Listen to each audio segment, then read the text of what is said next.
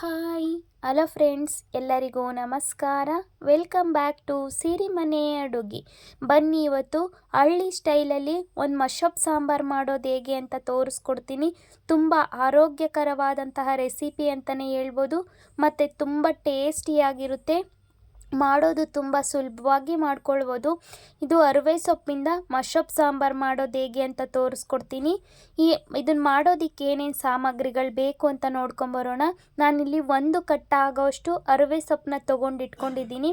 ಅರಿವೆ ಸೊಪ್ಪು ಅಂದರೆ ಸಾಮಾನ್ಯವಾಗಿ ಎಲ್ರಿಗೂ ಗೊತ್ತೇ ಇರುತ್ತೆ. ಮಾರ್ಕೆಟಲ್ಲಿ ಸಹ ಈ ಅರಿವೆ ಸೊಪ್ಪು ಸಿಗುತ್ತೆ. ತುಂಬ ಟೇಸ್ಟಿಯಾಗಿರುತ್ತೆ.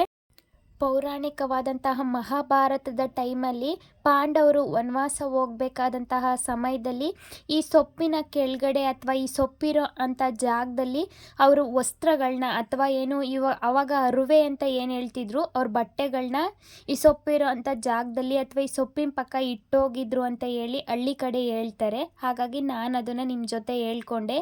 ಇದನ್ನು ಮಾಡೋದಕ್ಕೆ ಇವಾಗ ನಾನಿಲ್ಲಿ 2 ಹಸಿರು ಮೆಣಸಿನ್ಕಾಯಿನ ತೊಗೊಂಡಿದ್ದೀನಿ, ಸ್ವಲ್ಪ ತೆಂಗಿನ ತುರಿ, 1 ಈರುಳ್ಳಿ, 1 ಮೀಡಿಯಮ್ ಸೈಜು ಟೊಮೊಟೊ, 1 ಕಪ್ ಆಗೋಷ್ಟು ತೊಗರಿಬೇಳೆ, 1 ಸ್ಪೂನಷ್ಟು ಧನಿಯಾ ಪುಡಿ, 1 ಸ್ಪೂನಷ್ಟು ಅಚ್ಚ ಖಾರದ ಪುಡಿನ ತೊಗೊಂಡಿದ್ದೀನಿ, ಸ್ವಲ್ಪ ಕರಿಬೇವು, ಮಾಡೋದಕ್ಕೆ ಎಣ್ಣೆ, ಸ್ವಲ್ಪ ಜೀರಿಗೆ, ಸಾಸಿವೆ ಮತ್ತು ರುಚಿಗೆ ತಕ್ಕಷ್ಟು ಉಪ್ಪನ್ನ ತೊಗೊಂಡಿಟ್ಕೊಂಡಿದ್ದೀನಿ.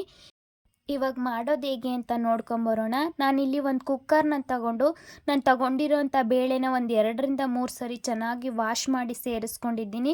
5-6 ಎಸಳು ಬೆಳ್ಳುಳ್ಳಿ ಮತ್ತು 1 ಮೀಡಿಯಮ್ ಸೈಜು ಟೊಮೊಟೊ, ನಾನು ತೊಗೊಂಡಿರೋಂಥ ಈರುಳ್ಳಿನ ಸೇರಿಸ್ಕೊಂಡಿದ್ದೀನಿ, ಸ್ವಲ್ಪ ತೆಂಗಿನ ತುರಿ ಮತ್ತು ನಾನು ಏನು ಆವಾಗಲೇ ತೋರಿಸಿದಂಥ ಅರಿವೆ ಸೊಪ್ಪನ್ನ ಇವಾಗ ಚಿಕ್ಕದಾಗಿ ಕಟ್ ಮಾಡಿ ಕುಕ್ಕರ್ಗೆ ಸೇರಿಸ್ಕೊಳ್ತಾ ಇದ್ದೀನಿ. ನಾನು ಇದನ್ನು ಮಿಕ್ಸಿಗೇನು ಹಾಕ್ಕೊಳ್ತಾ ಇಲ್ಲ, ಹಾಗೆ ಸ್ಮ್ಯಾಶ್ ಮಾಡ್ತಾ ಇರೋದ್ರಿಂದ ನಾನು ಚಿಕ್ಕದಾಗಿ ಕಟ್ ಮಾಡಿ ಸೇರಿಸ್ಕೊಂಡಿದ್ದೀನಿ. ಇವಾಗ ನಮಗೆ ಸಾಂಬಾರ್ಗೆ ನೀರು ಎಷ್ಟು ಬೇಕೋ ಅಷ್ಟು ನೀರನ್ನು ಸೇರಿಸ್ಕೊಂಡು ಕುಕ್ಕರ್ ಲಿಡ್ನ ಕ್ಲೋಸ್ ಮಾಡಿ 1-2 ವಿಜಿಲ್ನ ಕೂಗಿಸ್ಕೊಳ್ತಾ ಇದ್ದೀನಿ. ನೀವು ಪಾತ್ರೆಯಲ್ಲಿ ಸಹ ಇದೇ ಪ್ರೊಸೀಜರ್ನ ಫಾಲೋ ಮಾಡಿ ಮಾಡ್ಕೊಳ್ಬೋದು. ಕುಕ್ಕರ್ 2 ವಿಜಿಲ್ ಬಂದು ಕಂಪ್ಲೀಟಾಗಿ ತಣ್ಣಗಾಗಿದೆ. ಸೊಪ್ಪು ಬೇಳೆ ಸಹ ಎರಡೂ ತುಂಬ ಚೆನ್ನಾಗಿ ಬೆಂದಿದೆ. ಸೊಪ್ಪು ಬೇಳೆ ಚೆನ್ನಾಗಿ ಬೆಂದಿದ್ರೆ ನಾವು ಸ್ಮ್ಯಾಶರ್ ಅಗತ್ಯನೇ ಇಲ್ಲ, ಚೌಟಿನ ಹಿಂಭಾಗದಿಂದನೇ ನಾವು ಅದನ್ನು ಚೆನ್ನಾಗಿ ಸ್ಮ್ಯಾಶ್ ಮಾಡ್ಕೊಂಡು ತುಂಬ ಕ್ವಿಕ್ಕಾಗಿ ಈ ರೆಸಿಪಿನ ಮಾಡ್ಕೊಳ್ಬೋದು.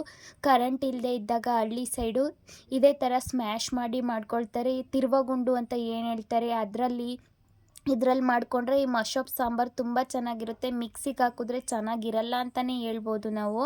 ನೋಡಿ, ಈ ಥರ ಚೆನ್ನಾಗಿ ಸ್ಮ್ಯಾಶ್ ಮಾಡ್ಕೊಂಡಿದ್ದೀನಿ. ನಿಮಗೆ ಗೊತ್ತಾಗ್ತಾ ಇರ್ಬೋದು, ನಾನು ಸ್ವಲ್ಪ ತರಿಯಾಗಿನೇ ಸ್ಮ್ಯಾಶ್ ಮಾಡ್ಕೊಂಡಿದ್ದೀನಿ. ತುಂಬ ನುಣ್ಣಗಾಗಬೇಕು ಅಂತ ಏನಿಲ್ಲ. ಮಶಪ್ ಸಾಂಬಾರಲ್ಲಿ ಸೊಪ್ಪು ಬೇಳೆ ಸ್ವಲ್ಪ ಹಾಗೆ ಸಿಕ್ತಿದ್ರೆ ತುಂಬ ಟೇಸ್ಟಿಯಾಗಿರುತ್ತೆ.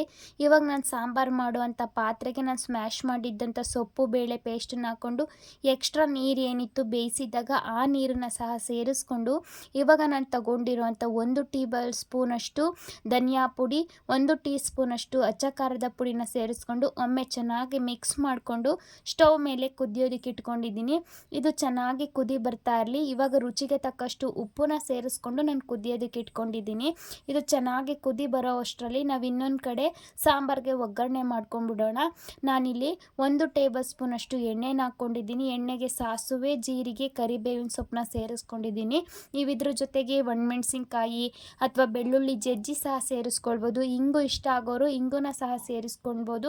ತುಪ್ಪದಲ್ಲಿ ಸಹ ಒಗ್ಗರಣೆ ಮಾಡ್ಕೊಳ್ಬೋದು. ಕರಿಬೇವಿನ ಸೊಪ್ಪು ಸ್ವಲ್ಪ ಗರಿ ಆಗೋವರೆಗೂ ಅದನ್ನು ಚೆನ್ನಾಗಿ ಮಿಕ್ಸ್ ಮಾಡಿಕೊಂಡು ಇವಾಗ ಕುದೀತಾ ಇರೋವಂಥ ಸಾಂಬಾರಿಗೆ ನಾನು ಒಗ್ಗರಣೆ ಮಾಡ್ಕೊಳ್ತಾ ಇದ್ದೀನಿ.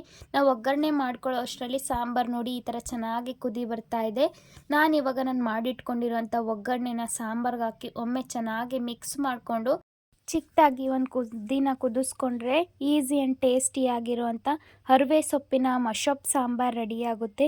ನಾವು ಇದನ್ನು ಮುದ್ದೆ ಜೊತೆಗೆ, ಅನ್ನ ಸಾಂಬಾರು ಜೊತೆಗೆ, ರೊಟ್ಟಿ ದೋಸೆ ಜೊತೆಗೆ ಸಹ ಇದನ್ನು ಸರ್ವ್ ಮಾಡ್ಬೋದು. ತುಂಬ ಟೇಸ್ಟಿಯಾಗಿರುತ್ತೆ. ಸೊಪ್ಪಿನ ಸಾಂಬಾರು ಯಾರಿಗೆಲ್ಲ ಇಷ್ಟ, ನನಗೆ ಈ ರೆಸಿಪಿನ ನಿಮ್ಮ ಮನೆಯಲ್ಲಿ ಟ್ರೈ ಮಾಡಿ ಟೇಸ್ಟ್ ಹೇಗಿತ್ತು ಅಂತ ನನಗೆ ಕಮೆಂಟ್ ಮಾಡಿ ತಿಳಿಸಿ. ಹಾಗೆ ಈ ರೆಸಿಪಿ ನಿಮಗೆ ಇಷ್ಟ ಆದರೆ ಒಂದು ಲೈಕ್ ಮಾಡಿ, ನಿಮ್ಮ ಫ್ರೆಂಡ್ಸ್ ಆ್ಯಂಡ್ ಫ್ಯಾಮಿಲಿಗೆ ಶೇರ್ ಮಾಡಿ. ಇದೇ ಮೊದಲನೇ ಬಾರಿಗೆ ನಮ್ಮ ಚಾನಲ್ನ ನೋಡ್ತಾ ಇದ್ದರೆ ಪ್ಲೀಸ್ ಸಬ್ಸ್ಕ್ರೈಬ್ ಮಾಡಿಕೊಂಡು ನಮಗೆ ಸಪೋರ್ಟ್ ಮಾಡಿ.